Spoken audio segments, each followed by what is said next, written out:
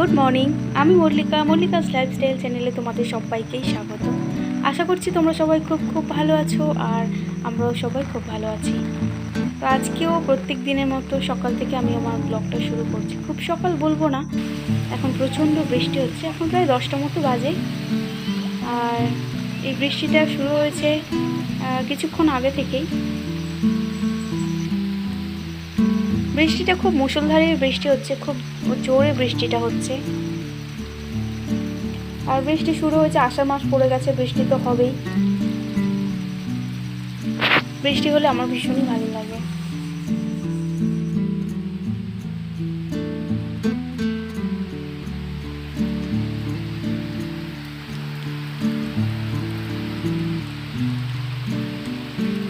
আজকের ব্লগটাতে আমি সকাল থেকে সকাল 10টা থেকে আর রাত্রিবেলা যেটা রান্না করব সেই পর্যন্ত আমি শেয়ার করব তোমাদের সঙ্গে। দুপুরে যেটা রান্না করব সেটাও, আর রাত্রিবেলা যেটা রান্না করব সেটাও।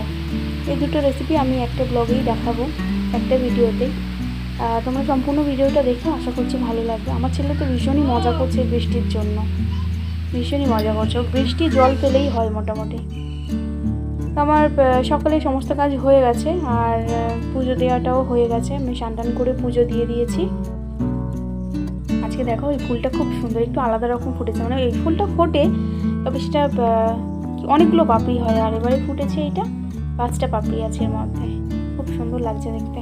যাই হোক, আমি পুজোটা দিয়ে নিয়েছি, চলো এবার রান্না করি। আজকে আমি এবেলা করবো, দুপুরবেলা রান্নাটা হচ্ছে ট্যাংরা মাছ রান্না করবো, আর এটা পুকুরের ট্যাংরা। তো তার জন্য আমি ট্যাংরা মাছে প্রথমে লবণ আর একটু হলুদ মাখিয়ে নেব, নিয়ে মাছটাকে ভাজবো। ট্যাংরা মাছ রান্না করার জন্য আমি কি নিয়েছি তোমাদেরকে দেখাই। ওখানে আলু কেটে নিয়েছি ডুমো ডুমো করে। আর এবার একটা মশলা বানিয়ে নেব। এখানে প্রথমে আমি পরিমাণ মতো হলুদ দিয়ে দিলাম, 1.5 চামচ মতো আছে, আমার হাতে দেখতেই পাচ্ছ যে চামচ। আর এটা লঙ্কার গুঁড়ো আছে, লঙ্কা গুঁড়ো দিয়ে দিলাম। আর দিয়ে দেবো একটু জিরে গুঁড়ো, আর নিয়ে নিচ্ছি একটু ধনে গুঁড়ো। নিয়ে এটাকে এবারে জল দিয়ে ভালো করে মিশিয়ে নেব।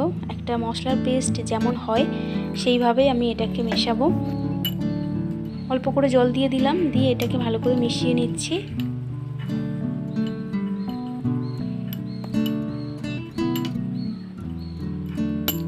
মশলাটা বানিয়ে নিলাম। আর যেগুলো লাগবে সেটা হচ্ছে পেঁয়াজ কুচি, অল্প একটু আদা বাটা, আর অল্প একটু টমেটো এখন আমার কাছে খুব বেশি নেই, অল্প একটু ছিল, দুটো তরকারিতে দিতে হবে সেই জন্য অল্প নিয়েছি। আর এখানে কড়াইতে আমি তেল দিয়ে দিয়েছি, তেলটা গরমও হয়ে গেছে। এবার আমি মাছটা ভেজে নেব।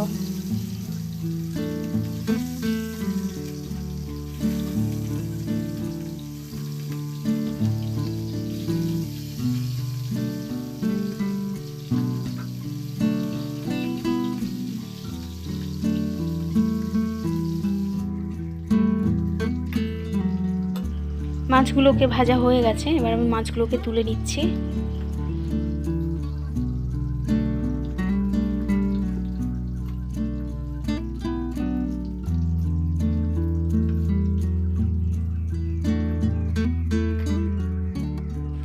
কড়াইতে যে তেলটা রয়েছে এর মধ্যে আলুটা ভাজা হয়ে যাবে, তো এবার আমি আলুটা ভেজে নেব।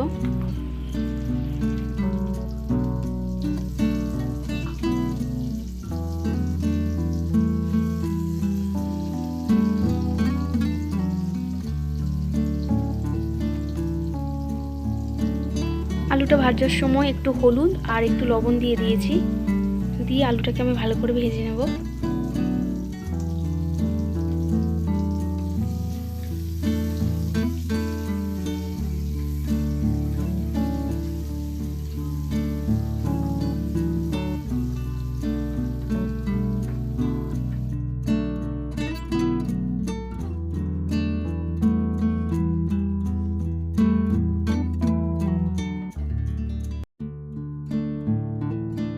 আলুটা ভাজা হয়ে গেছে, আলুটাকেও তুলে নিচ্ছি। আলুটা তুলে নিয়ে এর মধ্যে আমি কালো জিরে কাঁচা লঙ্কা ফোড়ন দেব।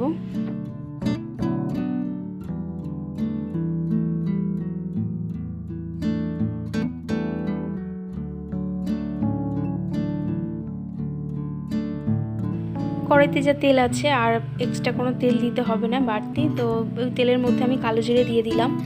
আর দুটো কাঁচা লঙ্কাও দিয়ে দিলাম, যেহেতু একটু গুঁড়ো লঙ্কা দেবো তো তার জন্য কাঁচা লঙ্কাটা কম দিয়েছি। ছেলেও খাবে, অল্প অল্প এসবের ঝাল খাওয়ানো আমি শেখাচ্ছি। দিয়ে দিলাম পেঁয়াজ কুচি, দিয়ে এটাকে আমি একটু ভালো করে ভেজে নেব।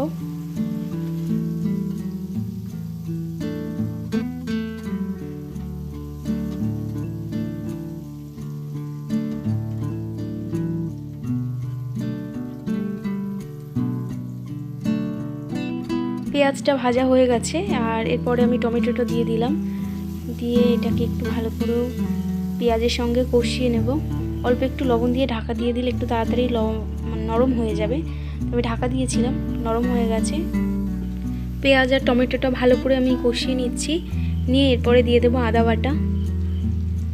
এখানে শুধু আদা বাটা নেই, আদা আর পেঁয়াজ একসঙ্গে আমি সবসময় বেটে রাখি, সেই আদা আর পেঁয়াজ বাটাটা আমি দিয়ে দিলাম। আমার মাছও কম, সবজিও কম, তার জন্য আমি কম কম মশলাই ব্যবহার করছি। মশলাটা দিয়ে দিয়েছি, দিয়ে ভালো করে এটা কষিয়ে নিয়ে এরপরে আমি যেটা পেস্ট একটা তৈরি করে রেখেছিলাম সেটা দিয়ে দেব।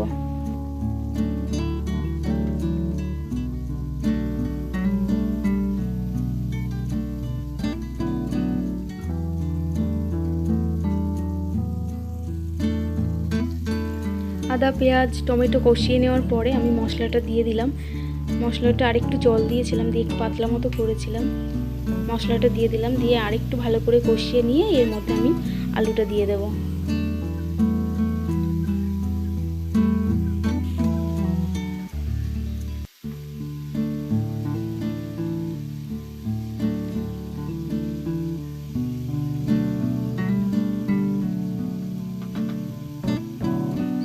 মশলাটা কষানো হয়ে গেছে, এরপরে আমি ভেজে রাখা আলুগুলো দিয়ে দিলাম, দিয়ে ভালো করে মশলার সঙ্গে আবার একটু ভালো করে কষিয়ে নেব, নিয়ে তারপরে আমি জল দিয়ে দেবো। ভালো করে মিশিয়ে নিচ্ছি। আলু ভাজার সময় বা মশলা কষানোর সময় আমি লবণ দিয়ে দিয়ে ভেজেছি, কষিয়েছি, তো তার জন্য পরিমাণে লবণটা এখন একটু কমই দিলাম, আবার লাগলে পরে আমি দিয়ে দেব। মশলার সঙ্গে আলুটা কষানো হয়ে গেছে, এবার আমি জল দিয়ে দিচ্ছি পরিমাণ মতো, মানে আলুটা যেমন সেদ্ধ হবে সেইভাবে আমি জল দিয়ে দিলাম, দিয়ে এবার ঢাকা দিয়ে দেব।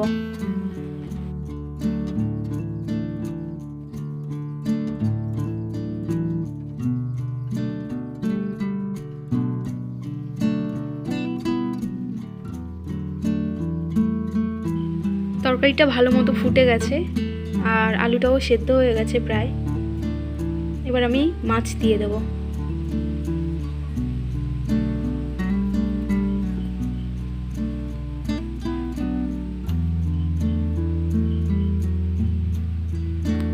মাছগুলো দিয়ে দিলাম,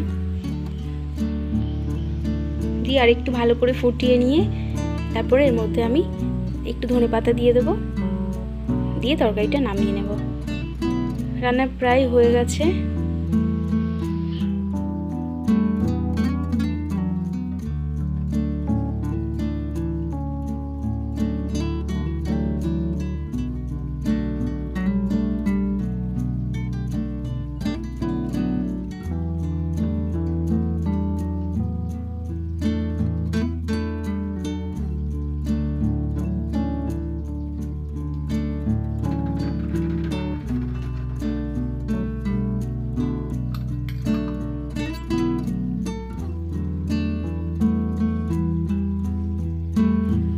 তরকারিটা প্রায় হয়ে গেছে, এবার আমি গ্যাসটা অফ করে দিচ্ছি। তরকারিটা হয়ে গেছে। আজকে রান্না ট্যাংরা মাছের তরকারি, আর আরেকটা জিনিস আছে সেটা আমি তোমাদেরকে দেখাচ্ছি। রান্নাটা তো তোমরা সবাই দেখলে, যদি রান্নাটা ভালো লাগে, রেসিপিটা যদি ভালো লাগে অবশ্যই একটা লাইক করো। আর দুপুরে আর কি করেছি, এইটা হচ্ছে লাউ। ছাদে আগে দেখিয়েছিলাম লাউ গাছ আছে, তো ওখানে একটা ছোট্ট মতো লাউ ছিল, আমরা এর আগে প্রচুর অনেকবার খেয়েছি, তো তবুও তোমাদের সঙ্গে একবার শেয়ার করলাম যে লাউটা কিভাবে খাই, ছোট লাউ। তো এইটা আমি ভাতের মধ্যে দিয়ে দিই, সেদ্ধ হয়ে যায়, আর আলু আর শুকনো লঙ্কা ভাজা আর লাউ একসঙ্গে মাখালে খেতে সত্যিই খুবই ভালো লাগে। যারা খেয়েছো তারা তো জানো, আর যারা খাওনি তারা অবশ্যই এইভাবে খেয়ে দেখো, ভালো লাগবে। লাউ বিভিন্ন রকমভাবে সবাই খাই জানি, তবে এইভাবে কেউ খাই কি আমি ঠিক জানি না। আমরা খাই, আমাদের ভীষণ ভালো লাগে, আমরা খাই। আর লাউ চিংড়ি তো এমনিতেই ভালো লাগে, লাউ চিংড়িটা ভীষণই ভালো লাগে খেতে। তবে এইভাবে একবার খেয়ে দেখো, যদি পারো এইভাবে খেয়ে দেখো, ভালো লাগবে। দুপুরের রান্নাটা তো এই পর্যন্ত শেষ করলাম, তার বিকেলটা আর তোমাদের সঙ্গে শেয়ার করিনি। এবার আমি সরাসরি রাত্রিবেলা রান্নাতে চলে যাচ্ছি। রাত্রিবেলা যেটা রান্না করেছিলাম সেটা তোমাদেরকে দেখাই। আমি যেহেতু বলেছি একটা ব্লগে মানে একটা ভিডিওতে আমি দুটো রেসিপি শেয়ার করব, তো তার জন্য আমি রাত্রিবেলা যেটা রান্না করেছি সেটা তোমাদেরকে দেখাই। এখানে গোটা কয়েক কাঁচা লঙ্কা, কাঁচা পাকা লঙ্কা আর একটা টমেটো আছে, দেখতেই পাচ্ছ। এটাকে আমি প্রথমে কেটে নিই একটু, এটা কেটে নিই।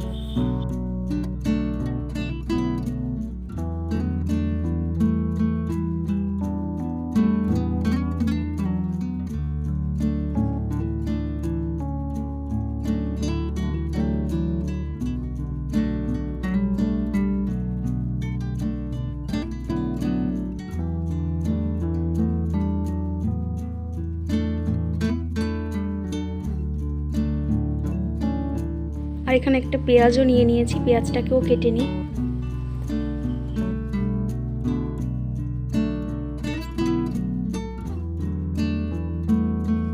পেঁয়াজ, কাঁচা লঙ্কা, টমেটো আমার কাটা হয়ে গেছে।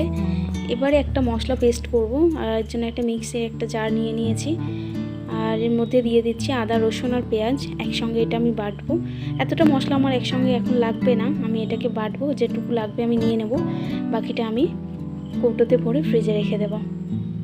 চলো মশলাটাকে পেস্ট করে নিই। মশলা পেস্ট করা হয়ে গেছে। আর যেটা আমি রান্না করব তার জন্য আমি ছোট ছোট করে বেগুন আর একটু ছোট ছোট আলু কেটে নিয়েছি। আর এখানে আছে লোটে মাছ। এই লোটে মাছটা আমি রান্না করব, আর কীভাবে রান্না করি সেটা আমি তোমাদেরকে দেখাবো। লোটে মাছ অনেক রকমভাবে রান্না করা যায়, তো এটা আমি আলাদাভাবে একরকমভাবে রান্না করছি। হয়তো তোমাদের ভালো লাগতে পারে, রান্নাটা দেখো, রেসিপিটা দেখো, ভালো লাগবে। তো আমি প্রথমে লবণ, হলুদ আর লঙ্কা গুঁড়ো দিয়ে দিলাম, একটু জিরে গুঁড়োও দিয়ে দিলাম, একটু ধনে গুঁড়ো, আর দিয়ে দিচ্ছি সেই মশলা পেস্ট, মানে আদা, পেঁয়াজ, রসুন একসঙ্গে বাটা যেটা, সেটা ওই তিন চামচ মতো দিয়ে দিয়েছি। আর এবারে পেঁয়াজ, টমেটো, কাঁচা লঙ্কা যেগুলো কুচিয়ে রেখেছিলাম সেটাও দিয়ে দিলাম।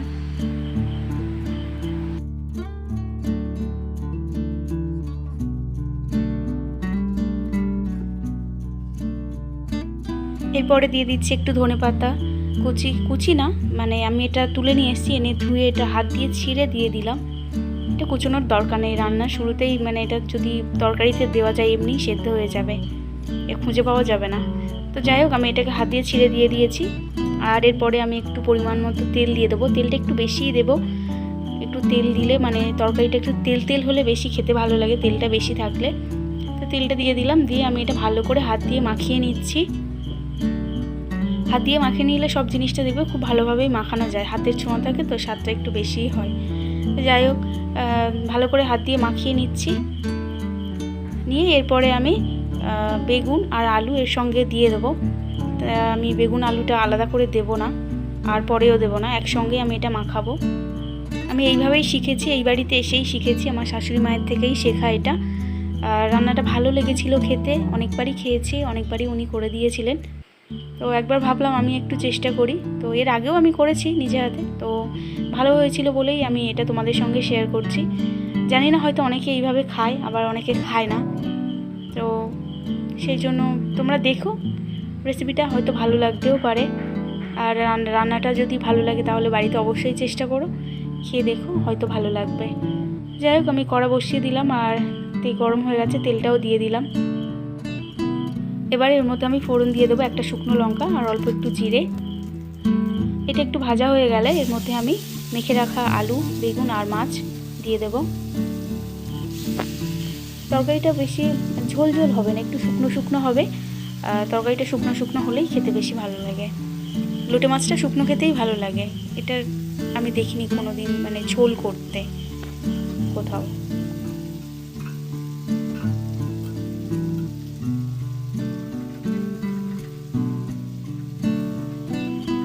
মাছটা যেহেতু নরম, লোটে মাছটা, তো তার জন্য আমি একটু হালকা হাতে এটাকে একটু নেড়ে দিলাম। আর বেশি আমি নাড়াচাড়া করব না, তাহলে মাছটা ভেঙে যাবে। তো অল্প একটু প্রথমে দিয়ে আমি একটু নাড়িয়ে দিলাম। এবার এটাকে ঢাকা দিয়ে আমি হালকা আঁচে এটাকে হতে দেব। আস্তে আস্তে সেদ্ধও হয়ে যাবে, আর লোটে মাছ থেকে যে জলটা ওঠে সেটাও শুকনো হয়ে যাবে। চলো ঢাকা দেওয়া যাক। আলু, মাছ, বেগুন সবই সেদ্ধ হয়ে গেছে, কিন্তু জলটা এখনও পর্যন্ত একটু বেশি রয়েছে। আমি কিন্তু এতে একটুও জল দিইনি। মাছ, আলু, বেগুন থেকে যতটুকু জল উঠেছে সেটুকুই। তো এই জলটা শুকিয়ে যাওয়া পর্যন্ত অপেক্ষা করি, আর একটু হালকা আছে বসিয়ে রাখি। জলটা শুকিয়েও যাবে, গেলে আমি তরকারিটা নামিয়ে নেব।